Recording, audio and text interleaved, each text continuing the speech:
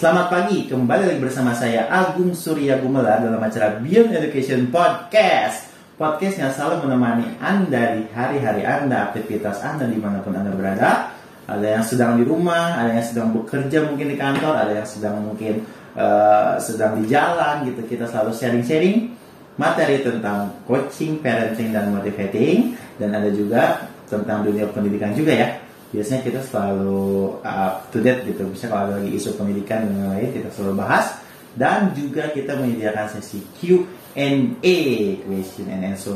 Itu adalah bagi siapapun yang bertanya atau bagi siapapun viewers yang ingin bertanya, kita persembahkan sesi tersebut dengan cara langsung ke link deskripsi di bawah ini. Silakan diklik saja di link deskripsi dan lihat di situ ada Gmail ya, Gmail Beyond Education Podcast. Dan langsung kirimkan pertanyaannya lewat situ. Dan ada juga link-link yang lain ya, seperti WA, Telegram.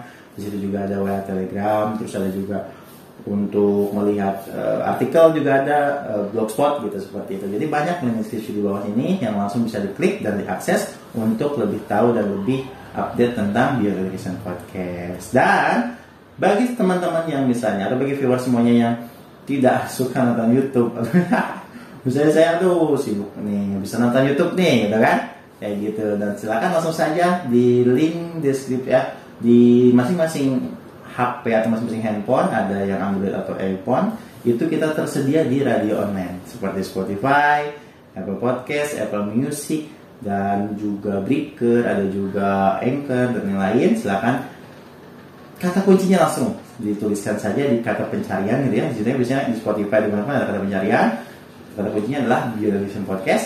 Maka teman-teman semuanya akan menemukan kita dengan suaranya saja ya. Kalau di radio online tidak ada videonya seperti itu. Baik, pagi hari ini bersama dengan Pak Doni.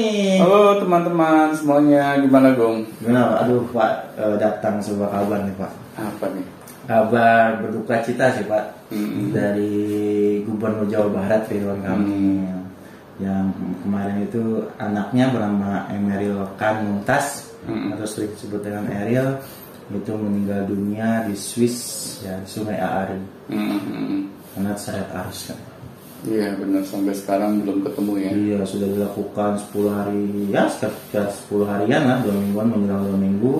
Katanya sampai ketemu sih katanya. Iya. Tapi mudah-mudahan, karena statusnya sudah diganti sekarang menjadi meninggal. Dulu kan dalam pencarian. Iya. Sekarang sudah meninggal, dan kami segenap tim Beyond Education Podcast mengucapkan turut berduka cita kepada Bapak Ridwan Kamil selaku Gubernur Jawa Barat.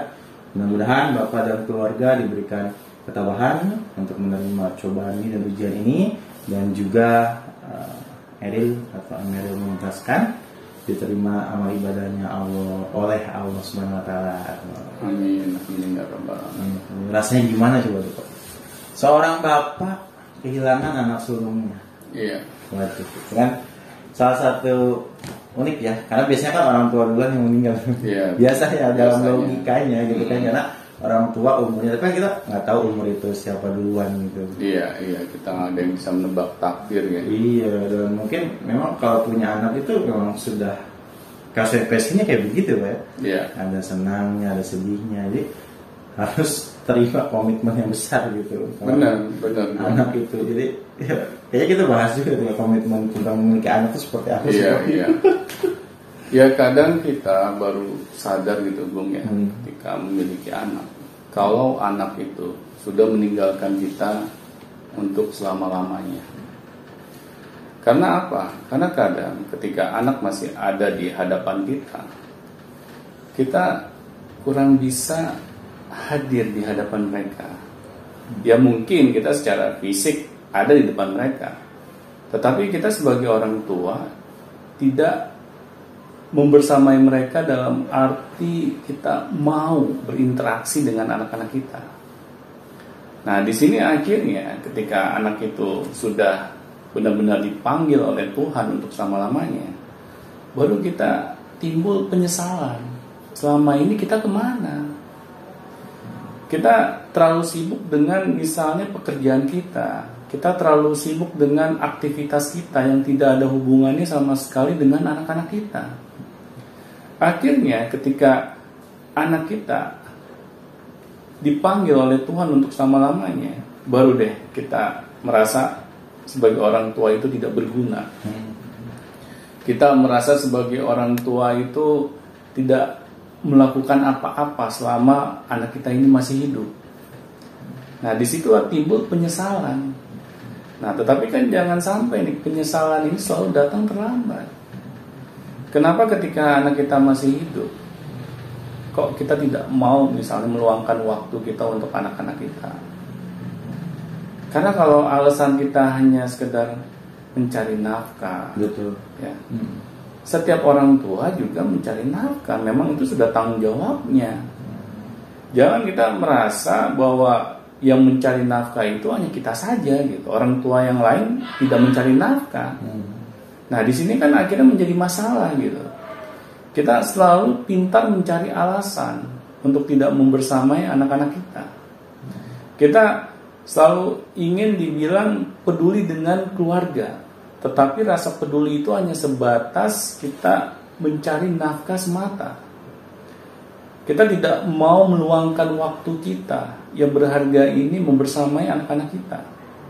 Karena anak-anak kita ini membutuhkan sentuhan dari para orang tuanya. Iya, orang tuanya harus bertanggung jawab atas anak-anaknya. Benar. Kita harus mau berinteraksi dengan anak-anak kita.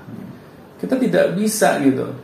Kita hanya fokus terhadap aktivitas kita tanpa kita memperdulikan anak-anak kita. Iya, biasanya kan ya orang tua mah yang penting makanan gitu kan, rumah sama ininya aja lah, jajannya gitu. Hanya sebatas dari sandang pangan papan mereka semata. Iya gitu, yang penting itu tercukupi, sudah selesai gitu. Sudah selesai. Tanggung jawab kita sebagai orang tua.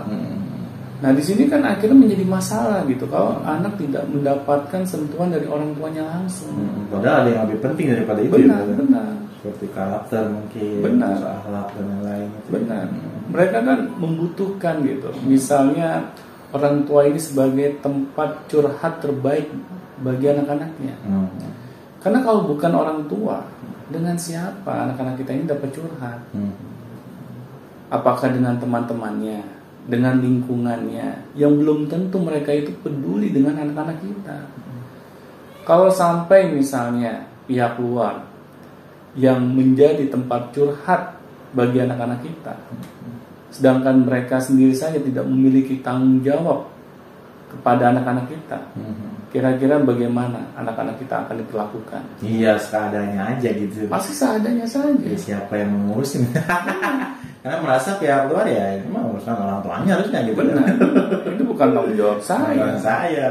Saya di sini hanya sebagai temannya misalnya. Nah, akhirnya kan anak-anak kita ini akan mengalami kesulitan dalam tumbuh kembang mereka. Karena tidak ada yang menemani mereka dalam menjalani prosesnya. Kan dalam masa-masa tumbuh kembang anak-anak kita ini pasti mereka akan menemui banyak sekali hambatan, rintangan, masalah di dalam kehidupan mereka. Dan disinilah mereka menanti peran orang tuanya. Nah, tetapi kalau orang tuanya tidak hadir, akhirnya wajar gitu. Misalnya anak-anak kita ini melakukan hal yang aneh-aneh gitu. Misalnya mereka melarikan diri kepada hal-hal yang negatif, ya. Dan di sini kita sebagai orang tua jangan heran gitu. Kok anak saya seperti ini ya? Lu sebagai orang tua kemana aja gitu. Nah, akhirnya kan anak ketika mereka melakukan hal itu terus mereka disalahkan, ini tidak adil dong untuk anak. Sedangkan mereka kan masih mencari jati diri mereka. Mereka masih kesulitan gitu menemui apa yang harus mereka lakukan di dalam kehidupannya. Nah, akhirnya kan wajar gitu. Ketika mereka tidak ada yang membimbingnya, tidak ada yang memberikan pengarahan, akhirnya ketika mereka salah langkah itu suatu hal yang normal. Karakter yang terbentuk juga benar tidak sesuai apa yang kita bayangkan. Iya. Nantinya. Coba deh kita sebagai seorang anak ya, yang masih belum menemukan jati dirinya. Biasanya kan kita senangnya untuk mencoba berbagai macam hal. Iya tuh. Ada yang aneh-aneh biasanya. Sifat penasaran kita itu sangat tinggi gitu. Iya. Nah, kalau sampai itu tidak terpenuhi, biasanya anak-anak ini akan melakukan hal-hal yang kadang